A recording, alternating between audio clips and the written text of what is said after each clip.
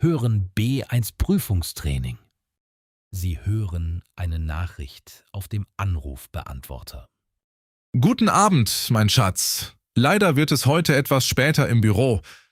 Sei doch so lieb und kümmere dich schon um das Abendessen, wenn du nach Hause kommst. Im Kühlschrank steht schon fertig vorbereitet ein Soufflé in einer Auflaufform. Es muss nur noch im Backofen gebacken werden. Heize dazu den Backofen 5 Minuten vor.